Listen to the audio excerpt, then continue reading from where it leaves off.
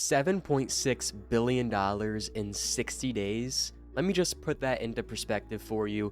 The entire Assassin's Creed franchise, one of the most successful video game franchises in the industry, has only made around $10 billion in its entire lifetime. In case you missed it and you have no idea what I'm referring to, Convoy has projected that GTA 6 could sell 85 million copies, priced at around $80 each, plus a heavy kicker from the GTA Plus subscription and online monetization in just 2 months. Let's break down why this projection is so ambitious and the lengths that Rockstar would need to go to for this kind of financial performance to even be remotely possible. So first, the scale of it all.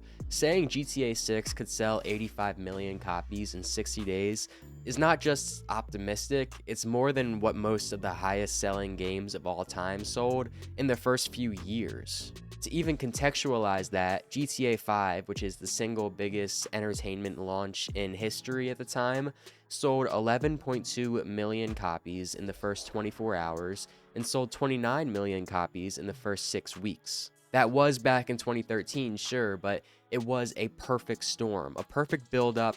There were fewer games competing for attention, there was new consoles, there was online hype, and then a company that had just delivered a legendary game in Red Dead Redemption. Now, in 2025 or 2026, when the game's coming out, you're telling me that Rockstar can nearly triple GTA 5's opening performance despite a more fragmented market, economic fatigue, and a tighter console base? And let me just put this out there, for Rockstar, sure, this is not completely 100% impossible, which is crazy to say, but it is extremely, extremely unlikely. Let's do some math here. If there are currently around 140 million consoles floating out there in the world, which is really, really generous, you would need like around a 60% purchase rate to get 85 million people buying GTA 6 within 2 months. Again, not impossible, but extremely unlikely. That assumes no delays, no staggered platform launches, no wait for GTA Online, no regional pricing barriers. And that's before you factor in PC players, right? They often make up a very large chunk of Rockstar's audience, but they historically don't get day one access. So it's hard to figure out really where they fit in this whole situation. GTA 5 launched on PC like 2 years after the console release, and it does not sound like they plan for this to be a day one release for PC for GTA 6 either. And because of that delay, that's potentially tens of millions of users and probably billions of dollars being left on the table. Now let's talk about price. Convoy assumes an average price point of $80, which already puts GTA 6 above current gen AAA norms, but it is lower than I personally anticipated, at least from a projection standpoint. Most games still launch at $70 in the US, and that's been a tough enough pill to swallow for most players over these last few years. The thing about GTA, and the reason why this number is lower than I expected, is that people are going to buy this game for any price tag, no matter what, within reason. And if Mario Kart World can be $80, I would not blame Rockstar one bit for making GTA 6 $100. But still, a standard $80 edition obviously is not going to be enough. They're going to need deluxe editions, collector's editions, ultimate editions, but that kind of edition stacking is standard in the industry now, but it would have to be exceptionally aggressive to move the average unit revenue from $80 to somewhere near $100 or more. And still, that is assuming tens of millions of people opt for the higher priced options in those first 2 months. It's a huge marketing ask. Then comes GTA Online, or whatever successor to GTA Online is built for GTA 6. Most analysts speculate that it will be a couple of weeks before GTA Online comes out for GTA 6. Again, that cuts into that 60-day window, but it is the same track that GTA 5 followed, so it's just kind of what we have to speculate. But let's just imagine that it does come out on day one. Online comes out the same day the full game releases. For this projection to make sense, Rockstar needs players spending money inside the game at an unprecedented rate. They need an in-game economy that incentivizes spending. And there's been some rumors around things like this. Like you have the digital real estate, the NFTs, the crypto, the creator tools, etc. And it all would need to be live at launch. And if not, every day that they delay this online infrastructure, they're just losing revenue. Now, on top of that, Convoy's forecast leans heavily on GTA Plus, which is Rockstar's current monthly subscription tied to GTA Online. If Rockstar intends to make GTA Plus central to GTA 6's monetization from day one, it needs to be far more compelling than it is today.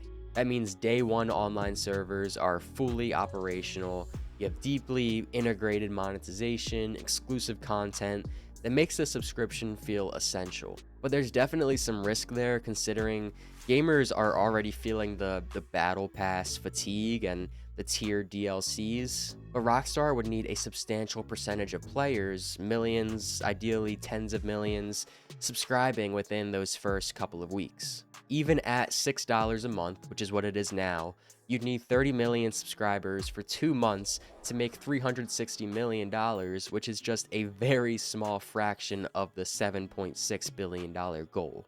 Now let's talk about the user-generated content economy that it sounds like Rockstar wants to enable. This is the wild card, in my opinion. This could change everything for either better or worse. If they genuinely build an in-game platform where players can create and monetize their own missions, businesses, etc. I don't even know what else this would entail, to be honest. And then they, are able to sell them through some centralized marketplace, then yeah, there is potential for significant revenue. You could think of like Roblox or Fortnite, where the platform holder takes a cut of every single transaction, but that ecosystem does not build itself overnight. That doesn't just happen.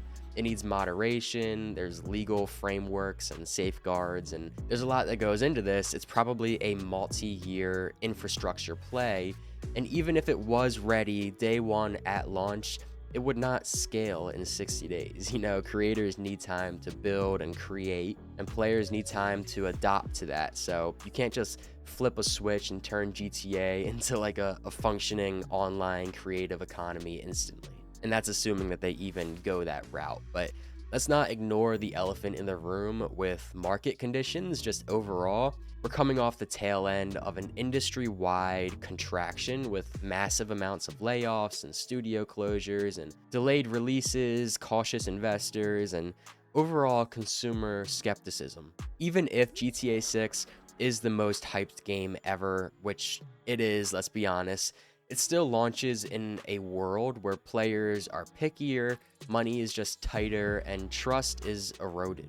Now, some people think that I'm insane when I say, there's a good chunk of people out there that are rooting against GTA 6. But I mean, you don't even have to look any further than just some of the comments that are being left on my own videos. So yes, it is possible for people to have eroded trust in Rockstar and GTA, despite them creating one of the greatest, most trustworthy franchises, in all of entertainment history. And let's not forget that Rockstar needs to get every single detail right at launch. The game has to be stable, the servers are working, there's no vegetation problems like how there was in GTA 5 where there are too many trees. The content needs to be incredible. They're just entirely limited by sheer time. Players can't buy what they don't have time to engage with, so selling 85 million units in 60 days is more about logistics than just sheer desire, because the desire is definitely there. And if all of that wasn't enough, just consider this. Take-Two's full-year revenue forecast before the GTA 6 launch is around $5.5 billion. Convoy thinks that GTA 6 alone could generate $7.6 billion in 2 months. That's not just optimistic, it entirely contradicts the financial position of the very company producing the game. Unless Take-Two is sandbagging expectations in public filings and they're secretly preparing for a $10 billion plus fiscal year, these numbers just don't reconcile. So that's why this forecast isn't just unlikely, it's borderline fantastical. Not because Rockstar isn't capable of a legendary launch, they certainly are. If anyone in the industry would have a perfect launch, it would be a Rockstar game. But in game development and publishing, it it never really quite happens that way. GTA 6 will be massive. Let's just say it now. It will be the biggest single piece of entertainment media that humankind has ever had.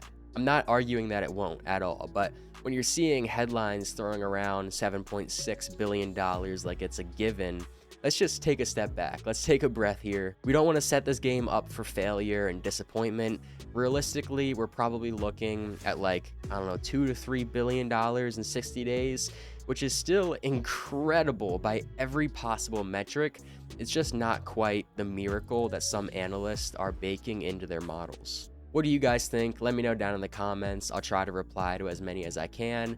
Make sure you guys check out some of my other GTA 6 content. And besides for that, thank you so much for watching, and I'll see you all in the next one. Peace.